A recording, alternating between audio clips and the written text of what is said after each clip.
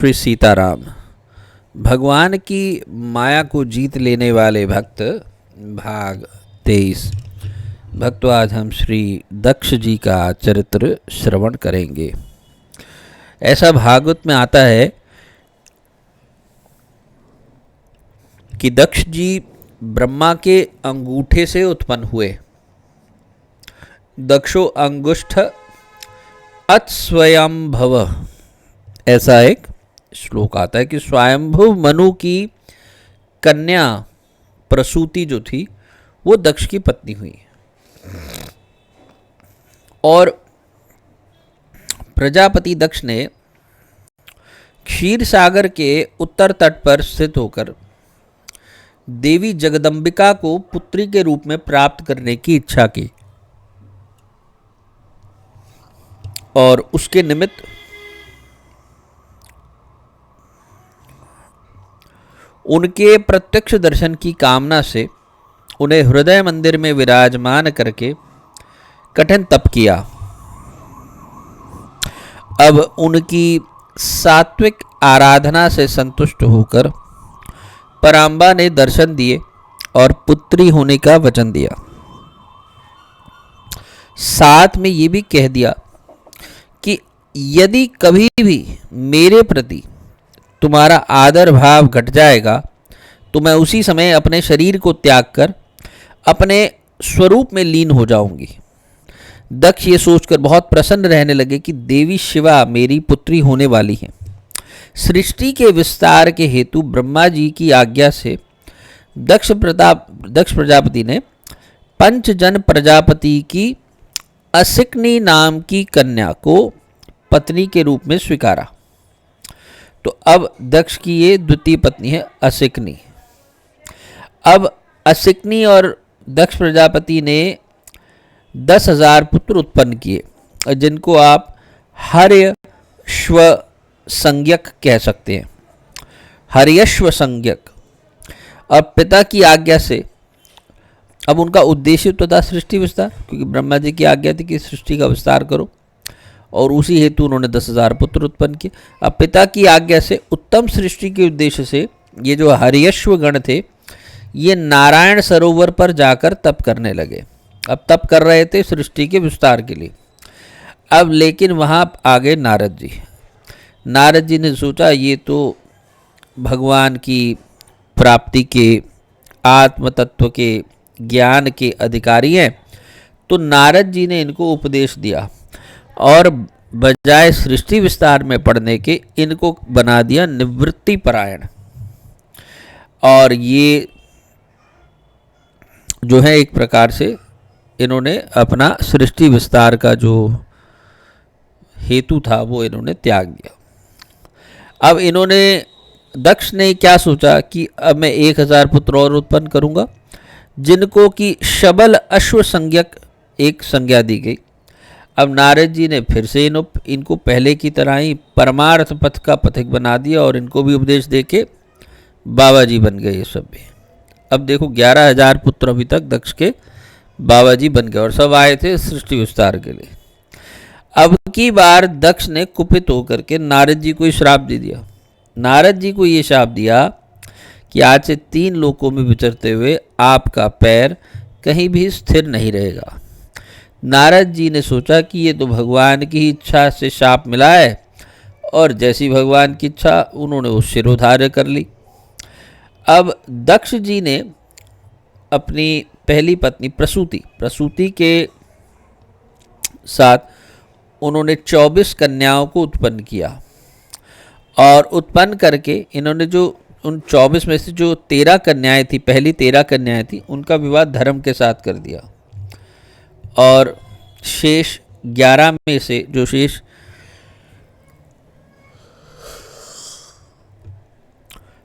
11 बची उनमें से एक तो उन्होंने अग्नि को दे दिया, एक शिव को, एक पितृगण को और बाकी जो 8 कन्याएं थी उनको 8 प्रजापतियों को ब्याह दिया। वो कौन थे 8 प्रजापति? मारीची, अत्रि, अंगिरा, पुलस्त, पुलह, क्रतु, वशिष्ठ और भृगु।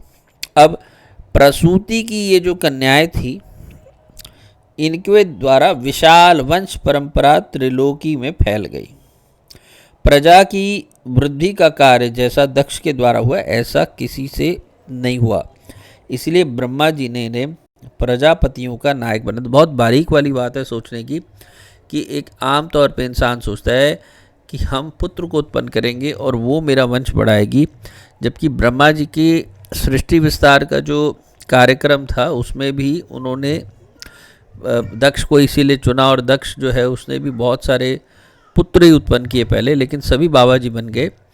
और जो कन्याएं हैं उनका जब विवाह आदि होता है अन्य प्रजापतियों के साथ, उसको तब माना गया कि इन्होंने वंश का विस्तार किया और आगे सृष्टि का इन्होंने विस्तार किया। तो सृष्टि के विस्तार के हेतु में स्त्री को ही प्रमुख माना गया, स्त्री का प्रमुख स्थान माना गया। ये बात ठीक है कि सृष्टि विस्तार बिना स्त्री पुरुष दोनों के समागम के बिना नहीं होता है, लेकिन इसमें स्त्री की अधिक प्रधानता ऐसा प्रतीत होता है। अति प्राचीन काल में एक बार विश्व सृष्टाओं ने एक यज्ञ किया था जिसमें समस्त परम ऋषि देवता मुनि और अग्नि आदि अपने अपने अनुयायियों सहित आकर उपस्थित थे। अब सूर्य के समान तेजस्वी दक्ष जी महाराज उसी समय आए, तो दक्ष को देखकर सभी लोग उनके तेज से प्रभावित हुए और वो धर्षित चित्त होकर जो है सब खड़े हो गए, लेकिन शिवजी और ब्रह्मा जी खड़े नहीं हुए। भाई ब्रह्मा जी तो उनके पिता हैं इसलिए नहीं खड़े हुए, लेकिन शिवजी क्यों नहीं खड़े हुए, इस बात पे उनको बुरा लगा और शिवजी ने उठकर सम्मान नहीं किया। तो इस व्यवहार को अपना अपमान समझ के उन्होंने बहुत ही क्रूर दृष्टि से उनकी ओर देखा और भरी सभा में उनको बहुत से दुर्वचन कहे और पछताने लगे कि मैंने सिर्फ ब्रह्मा जी के कहने पर ही ऐसे पुरुष को अपनी सुंदर साध्वी भोली भाली कन्या दे दी। जब दुर्वचन कहे तो उसके बाद दक्ष ने शिवजी को शाप भी दे दिया कि देव यज्ञों में इंद्र उपेंद्र आदि देवगणों के साथ वे यज्ञ का भाग ना पाएं। श्री शिवजी तो कुछ बोले नहीं, शाप देकर अत्यंत क्रुद्ध होकर के दक्ष जो था वो सभा से निकल के अपने स्थान को चले गए। अब जब ये जान पड़ा कि वही दक्ष ने ऐसा शाप दिया शिवजी को, नंदीश्वर को बहुत क्रोध हुआ। उन्होंने दक्ष और उन ब्राह्मणों को जिन्होंने दक्ष के कुवाक्यों का अनुमोदन किया था घोर प्रतिशाप दे दिया। नंदीश्वर ने कहा कि दक्ष तू तो देहाभिमानी है, देह को ही आत्मा समझता है, अविद्या को विद्या जानता है, विषय सुख वासनाओं में आसक्त होकर कर्म कांड में रत रहता है। अतएव यह जड़ पशु है, पशुओं के समान ही ये स्त्री लंपट होकर इसका सुख जो है ये भोगता है, तो इसका जो मुख है वो शीघ्र ही बकरे का हो जाए, ये सदा ही तत्व ज्ञान से विमुख रहे, जैसे एक बकरा तत्व ज्ञान से विमुख रहता है। अब इस प्रकार परस्पर शाप देने के कारण शिवजी ने भी अपने गणों के साथ वहाँ से चलना उचित समझा। अब कालांतर में दक्ष ने रुद्र का अपमान करने के लिए एक बृहस्पतिसव ऐसा एक नाम का यज्ञ किया। अब यज्ञ में शिवजी का अपमान देखकर सती ने शरीर त्याग दिया। सती के तन त्याग को सुनकर शिवजी के गणों ने दक्ष के यज्ञ का विध्वंस कर दिया। शिवजी का अपमान करने वाले देवताओं और सदस्यों को समुचित दंड दिया गया। गणनायक वीरभद्र ने दक्ष के सिर को मरोड़कर धड़ से अलग कर दिया और यज्ञ की दक्षिणाग्नि में डाल दिया, मानो इससे होम कुंड की पूर्णाहुति की। अंत में यज्ञशाला को जलाकर शंभुगण कैलाश को लौट गए। श्री ब्रह्मा जी की सलाह से भी सभी देवता ब्रह्मा जी को साथ लेकर कैलाश पर गए, स्तुति की, प्रार्थना की और शिवजी को प्रसन्न किया। शिवजी ने कहा कि नाघम प्रदेश बालानां वर्णये नानुचिंतये देवामायाभिभूतानां दंडस्तत्र धृतो मया। अर्थात हे प्रजापति, भगवान की माया से मोहित हुए दक्ष जैसे नासमझों के अपराध की तो मैं ना चर्चा करता हूँ और ना मैं याद करता हूँ। मैंने तो केवल एक सावधान करने के लिए उसे थोड़ा सा दंड दे दिया। तत्पश्चात शिव की आज्ञा के अनुसार दक्ष के धड़ से बकरे का सिर जोड़ दिया गया। श्री शिवजी की कृपा से दक्ष सोकर जागे हुए के समान जी उठे। दक्ष का हृदय शुद्ध हो चुका था। श्री शिव के प्रति श्रद्धा का सिंधु उमड़ पड़ा और बड़े ही विनीत भाव से उन्होंने शिव की स्तुति की। इसके बाद पुनः यज्ञ आरंभ किया गया, जिसमें यज्ञ पुरुष भगवान विष्णु ने साक्षात प्रकट होकर दक्ष को ज्ञानोपदेश देते हुए शिव ब्रह्मा तथा स्वयं में तात्विक एकता का निरूपण किया। सबने भगवान की स्तुति की। यज्ञ सानंद संपन्न हुआ। मैंने इस शरीर से शिव का अपमान किया है, ये विचार कर ग्लानि में भरकर दक्ष प्रजापति ने अपना वो शरीर त्याग दिया और प्रचेतागण की मारिशा नाम की पत्नी के गर्भ से पुनः जन्म लिया। इन्होंने जन्म लेते ही अपनी कांति से समस्त तेजस्वियों का तेज छीन लिया। श्री ब्रह्मा जी ने इन्हें पुनः प्रजापतियों का नायक के पद पर अभिषिक्त कर दिया। ये कर्म करने में बड़े ही दक्ष थे, इसी से इनका नाम दक्ष हुआ। भगवद आराधन पूर्वक इन्होंने सृष्टि का विस्तार एवं संरक्षण किया। भक्तों,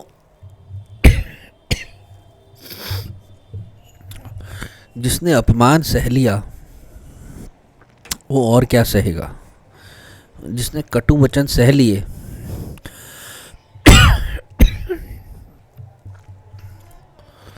वही महान बनता है। कोई आपको प्रणाम करता है ना,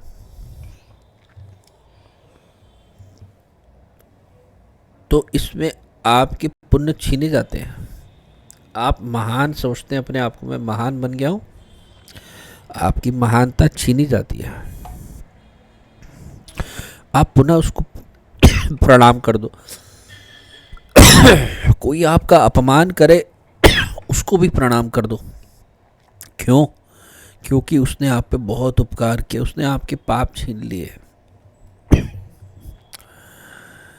राम मंगलदास जी ये बात कहा करते थे कि बड़े बड़े उपदेश देते हो, कटु वचन तो सहन कर नहीं सकते, बड़े बड़े उपदेश देने का क्या लाभ। उनकी ये शिक्षा याद आई इस संदर्भ में, और कैसे एक ब्रह्मा जी का पुत्र बहुत ऊंचे पद पर नियुक्त हुआ, बहुत सारे पुत्रों और कन्याओं का पिता अपने बड़े पद को सिर्फ इसलिए खो देता है क्योंकि वो एक भक्त का अपमान करता है। और वो भक्त कोई साधारण भक्त नहीं, स्वयं साक्षात शंकर जी थे। और उस अपमान का बदला उसको ग्लानि तब होती है कि यार मैंने गलत कर दिया, मुझे तो ये शरीर को त्याग ही देना चाहिए। पहले तो वो मुख कटता है उसका, और फिर बकरे का मुख लगता है, और बाद में वो अपना शरीर ही त्याग देते हैं। और उसके बाद फिर पुनः उन्होंने एक नया जन्म लेकर के सृष्टि का विस्तार किया। बड़े से बड़ा आदमी, ये हमने निमि जी के चरित्र में भी सुना। वशिष्ठ जी स्वयं राम जी के गुरु जी हैं, और बिना सोचे समझे श्राप दे दिया निमि जी को। उन्होंने भी प्रतिश्राप दिया कि मेरे को सोए सोए आपने श्राप दे दिया। ये बिना सोचे समझी शाप दे देना, दुर्वचन कहना, उल्टा सीधा बोलना दूसरों को, इससे अपना हल्कापन मालूम चलता है हमारे जीवन में कि हम कितने हल्के हैं। जहाँ तक बन सके मौन रहो, सुनो, देखो और जितना हो सके मौन रहो। कोई अपमान करे उसमें प्रसन्न रहो कि भगवान ने न जाने कौन सा पाप हमारा उपस्थित कर दिया है और उसकी अब काटने की तैयारी है। किसी ऑफिस में एक आदमी के ऊपर बहुत लोग चीखते चिल्लाते थे, वो बेचारा चुपचाप रहता था, काम करता था, कई बार गलती भी करते थे तो फिर ठीक कर लेता था, लेकिन चीखते चिल्लाते थे। लेकिन एक समय आने पर मेजॉरिटी ऑफ द ऑफिस उसी आदमी के पक्ष में खड़ा हो जाता है जिसको बहुत उल्टा सीधा सुनाया गया हो, क्योंकि उसमें एक गुण होता है, वो है कि अपनी ही निंदा सुनने का गुण, सहनशीलता का गुण। सुख और दुख में सम, भक्ति योग गीता के 12वें अध्याय में भी इस समता के विषय में आता है। सम दुख सुख से अद्वेष्टा सर्वभूतानाम, 12वें अध्याय का 13वां श्लोक, अद्वेष्टा सर्वभूतानाम मैत्र करुण एव च निर्ममो निरहंकारो सम दुख सुख क्षमी। दुख और सुख में जो सम है, जो क्षमावान है, वो मेरा प्रिय भक्त है। जो किसी से द्वेष नहीं करता है, वो मेरा प्रिय भक्त है।